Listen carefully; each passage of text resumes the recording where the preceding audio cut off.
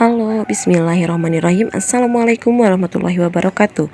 Ini merupakan pengantar PPL Indrian Istidur Halimah siklus 3 di MI Ciberem, Kecamatan Kertasari, Kabupaten Bandung. Dimulai dari mencuci tangan sebelum masuk ke dalam kelas. Bismillahirrahmanirrahim. Assalamualaikum warahmatullahi wabarakatuh. Waalaikumsalam warahmatullahi wabarakatuh. Kelihatannya di pagi hari ini kalian sangat semangat untuk mengikuti pembelajaran di pagi hari ini. Pembelajaran hari ini kita belajar mata pelajaran apa? Fikih. Nah, sebelum itu saya mau mengabsen dulu kalian apakah hadir dan tidak hadirnya. Yang pertama ada Anjani hadir. Dina Hadir. Fauji, Hadir. Ikrimah, Hadir. Muhammad Alwi, Hadir. Ajmi, Naifa, Hadir. Neng Risma, Hadir. Neng Salsa, Hadir. Niken, Rahma Kusuma, Hadir. Safira, Hadir. Silvi, hadir. Sofianti, Hadir. Muhammad Alwi, Hadir. sudah terabsen semua? Sudah. Nah, baik, bismillah. Di sini kalian akan mempelajari pembelajaran 4 mengenai haji dan umroh. Di sini pada tahu rukun Islam ada berapa? Tahu. Berapa? 5. Pertama, Salat. Salat. Zakat. Puasa. kelima, Naik haji. naik haji bila Mampu. Nah, dalam ibadah haji kita diwajibkan untuk yang pertama memiliki akal yang sehat, yang kedua memiliki pikiran yang sehat juga, serta fisik yang terutama harus sehat. Nah, di dalam ibadah haji termasuk pada rukun Islam yang ke-5. Wajib dikatakan bila kita sudah Mampu. baik, setiap muslim, baik laki-laki maupun perempuan yang telah memenuhi syarat untuk menunaikan ibadah haji dan umroh hukumnya wajib untuk segera menunaikannya. Ibadah haji merupakan penyempurna dari rukun Islam. Balasan dari Allah Subhanahu wa taala bagi haji yang mabrur adalah surga. Jika kita sudah menunaikan nih, yang pertama syahadat, itu sudah membacakan syahadat untuk memasuki Islam. Yang kedua sholat, kita selalu melaksanakan sholat 5 waktu. Yang ketiga zakat.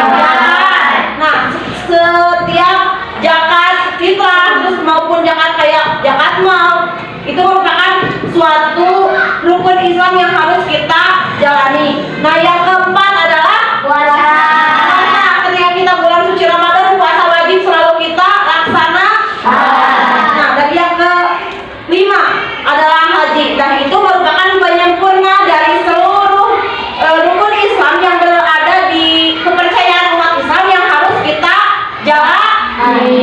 jalani kalau kita juga sudah mampu. Nah, itu merupakan rukun yang kelima yang harus kita jalani, dan jaminan dari Allah untuk makhluknya yang melaksanakan ibadah haji sangatlah meluas, yaitu akan memasuki ke dalam surganya Allah. Tetapi tidak menutup kemungkinan jika kita selalu melaksanakan sholat, terus melakukan kebaikan, infak, sedekah dan seperti itu, tidak kemungkinan kita akan memasuki surganya Allah.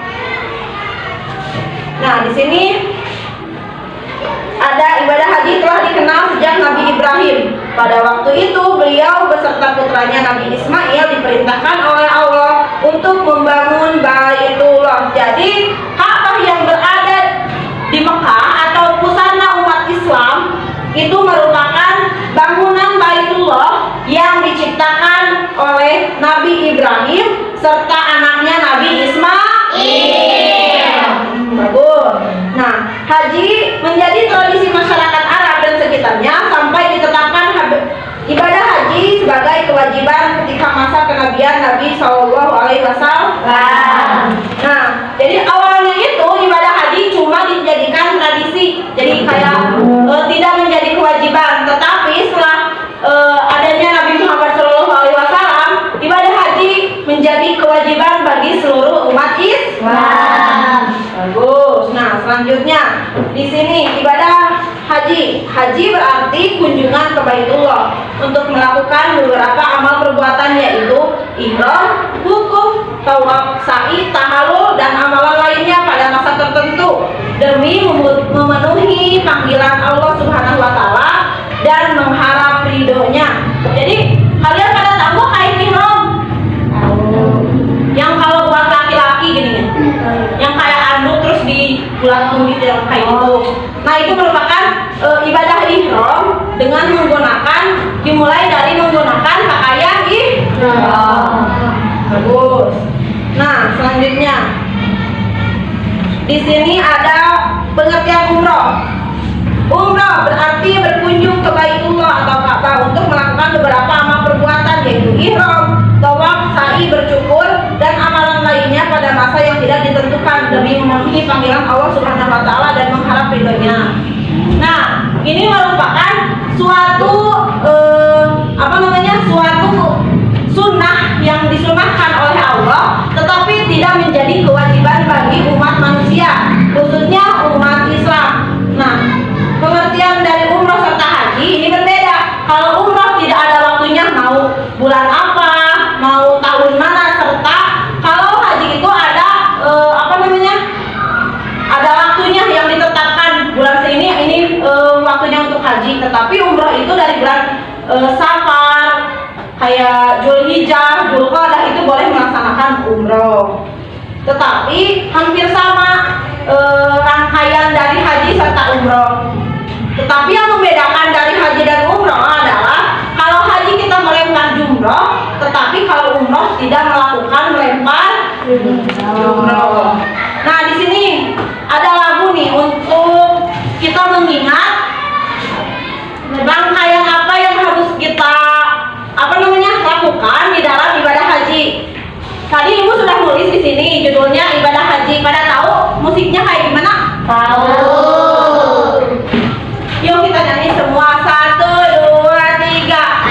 Aku mau ke Makkah, berkeliling-keliling Ka'bah sambil baca talbiyah, berwukuf di Arafah, lalu melempar jumroh, ulawus Aqabah, sa'i dari Safa ke Makkah. Sekali lagi 1, 2, 3. Aku mau ke Makkah, berkeliling-keliling Ka'bah sambil baca talbiyah, berwukuf di Arafah, lalu melempar jumroh, ulawus Aqabah, sa'i dari Safa ke Marwah. Tangan dong kalian semua. Nah, terus selain rangkaian ibadah haji ada juga nih rukun-rukun dalam ibadah haji. Nah, selanjutnya ada ketentuan haji dan umroh. Dalam melaksanakan ibadah haji dan umroh terdapat ketentuan-ketentuan yang harus dipenuhi baik sebelum maupun ketika melaksanakan ibadah haji atau umroh. Jika ketentuan-ketentuan itu tidak terpenuhi, maka haji dikatakan tidak sempurna atau tidak sah. Oleh karena itu, sebelum melaksanakan ibadah haji atau umroh, hendaknya setiap calon haji dan umroh untuk mempersiapkan diri dan memahami ketentuan yang berkenaan dengan ibadah haji dan umroh. Nah, selanjutnya ada syarat-syarat haji dan umroh. Yang pertama adalah Islam. Jadi orang Islam di dunia itu merupakan suatu kewajiban agar kita melaksanakan ibadah haji serta umroh. Nah, selanjutnya yang berakal sehat. Tidak mungkin kan orang yang sedang mempunyai penyakit gangguan jiwa melaksanakan ibadah haji? Tidak kan? Tidak. Di sini ada berakal sehat, berarti orang-orang yang berakal sehat dan mempunyai pikiran yang sehat juga itu yang diwajibkan untuk beribadah haji. Nah, selanjutnya merdeka atau budak tidak wajib menunaikan haji. Selanjutnya ada balik. Anak yang belum balik tidak diwajibkan melaksanakan haji. Nah, biasanya seperti perempuan yang belum haid itu tidak diwajibkan untuk berhaji. Selanjutnya mampu arti mampu adalah memiliki bekal kehidupan perjalanan ke tempat tujuan. Nah, jadi di sini digarisbesarkan bahwa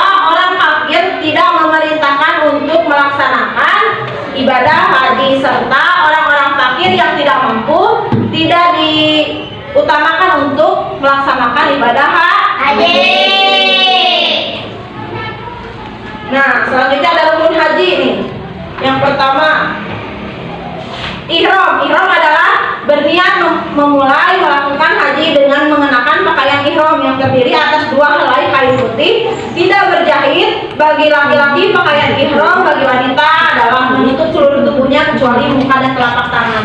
Nah, di sini ada ihram. Kalau perempuan biasanya kita kalau sholat memakai bukan? Nah, itu bisa dikenakan kita kalau ibadah haji. Soalnya mukanya juga hanya bisa terlihat muka dan telapak tangan. Terus kalau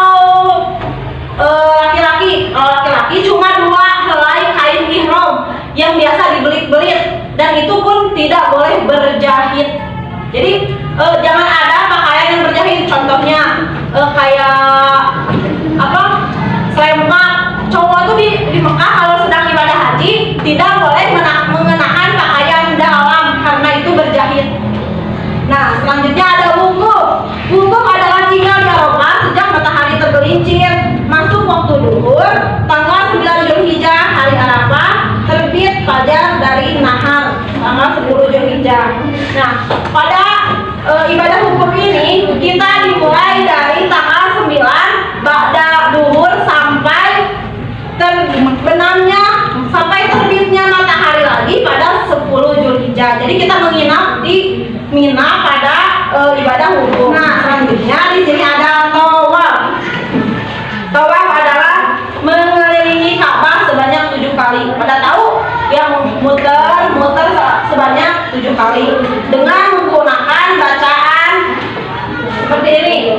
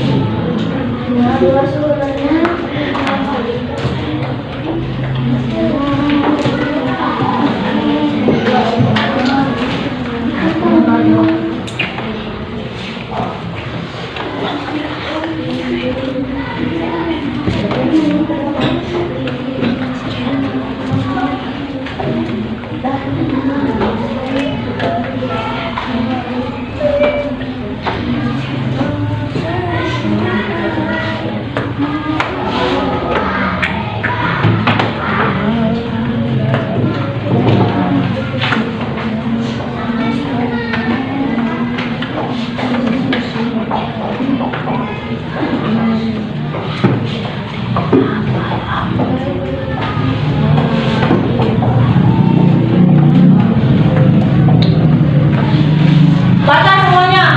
Labbaik Allahumma labbaik, labbaik la syarika lak, innal hamda wan ni'mata lakal mulk la syarika lak. Sekali lagi. Labbaik Allahumma labbaik, labbaik la syarika lak, innal hamda wan ni'mata lakal mulk la syarika lak. Nah, ini merupakan biasanya diterangkan pada ibadah haji. Ini merupakan kalimat talbiyah. Nah, selanjutnya di sini ada sa'i. Sa'i adalah berlari-lari kecil dari Bukit Safa ke Bukit Marwah dan sebaliknya sebanyak 7 kali yang bermulai dari Bukit Safa dan berakhir di Bukit Marwah. Jadi di Mekah tuh ada 2 bukit yang harus kita berlari kayak berlari kecil. Jadi tidak berlarinya nyerempet, tapi berlari kecil, tapi tidak berjalan, tapi berlari selama 7 putaran yang dimulai dari Bukit Safa dan berakhir di Bukit Marwah. Nah, selanjutnya ada tahallul. Tahallul adalah keadaan seseorang yang telah dibolehkan atau dihalalkan melakukan perbuatan yang sebelumnya dilarang selama berihram. Tahallul ditandai dengan mencukur rambut paling sedikit beberapa helai. Nah, ini dengan simbolis kita sebagai umat Islam yang sedang melaksanakan ibadah haji untuk memotong rambutnya dengan ciri dipotong rambutnya sedikit dan beberapa helai. Nah, biasanya tahallul diperbolehkan yang tadinya dilarang. Contohnya di dalam ibadah haji dilarang berhubungan suami istri, dilarang berburu hewan, dilarang menghakimi orang, dilarang mengeluarkan bahasa kasar. Nah, tetapi setelah kita melaksanakan tahallul itu semua sudah diperbolehkan. Selanjutnya ada tertib. Maksud tertib di sini adalah melaksanakan ihram terlebih dahulu dari mulai amalan haji, melaksanakan wukuf sebelum tawaf ibadah dan menggunting rambut serta melaksanakan tawaf ibadah sebelum sa'i. Bagi yang telah melaksanakan sa'i pada waktu tawaf wudhu, khusus yang melaksanakan haji ifron atau qiron, maka setelah wukuf ibadah tidak diharuskan sa'i lagi. Nah, jadi tertib di dalam ibadah haji ini kita tuh harus berurutan terlebih dahulu, mulai dari wukuf sebelum tawaf, terus menggunting rambut serta melaksanakan tawaf ibadah sebelum sa'i. Itu merupakan suatu rukun dalam haji. Nah, selanjutnya di sini ada amalan-amalan ibadah haji.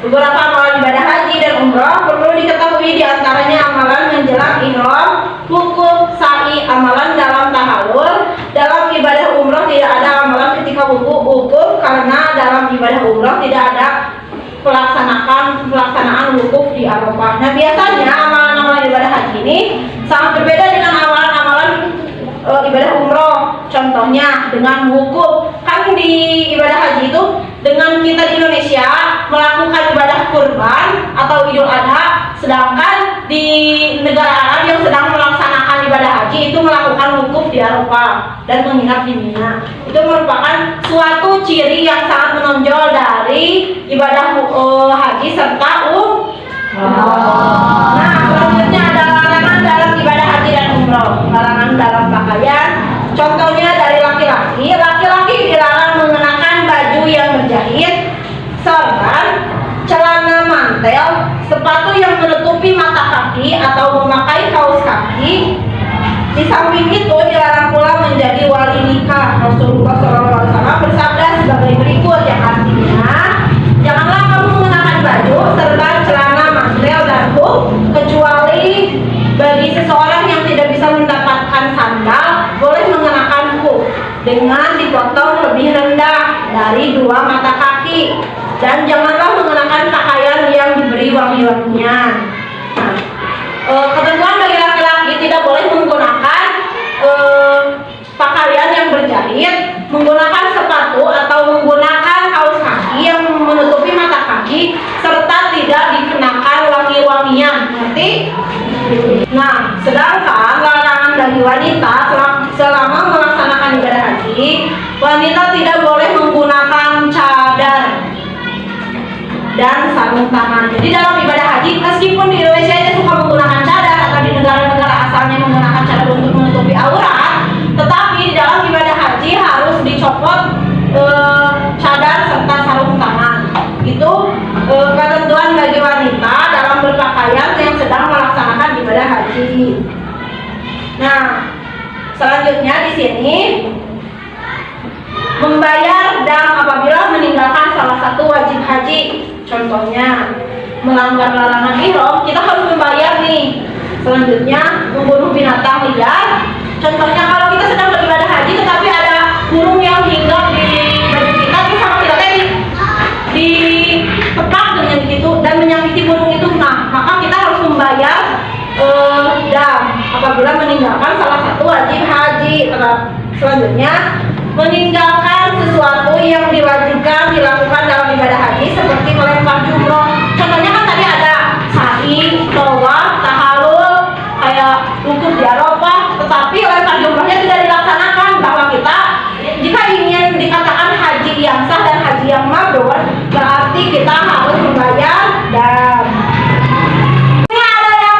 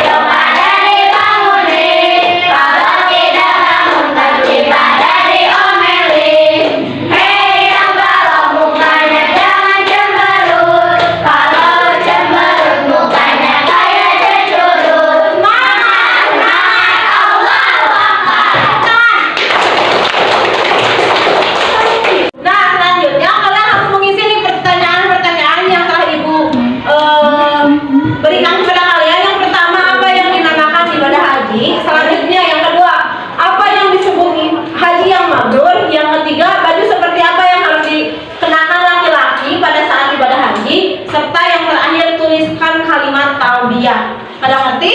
Ngerti. Nah, dari sekarang kalian dimulai untuk mengisi dari pertanyaan yang telah Ibu berikan.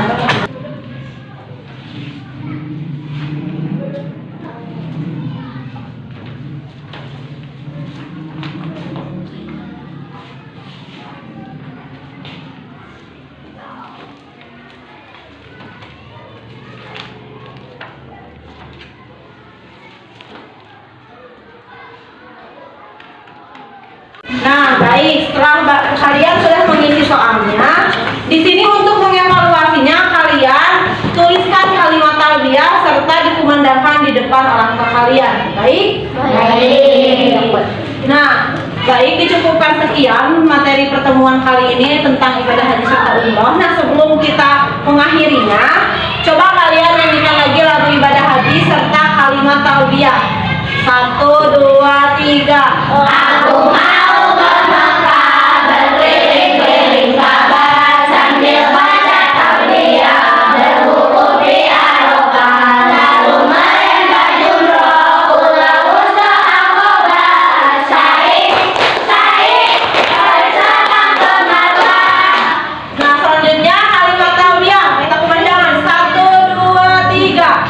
Labbaik Allahumma labbaik, labbaik la syarika labbaik, innal hamda wa ni'mata laka la syarika lak. Semoga kalian yang berada di kelas ini dan mengumandangkan kalimat talbiyah bisa tercapai melaksanakan ibadah haji. Amin. Baik, mungkin segitu aja materinya dari Ibu.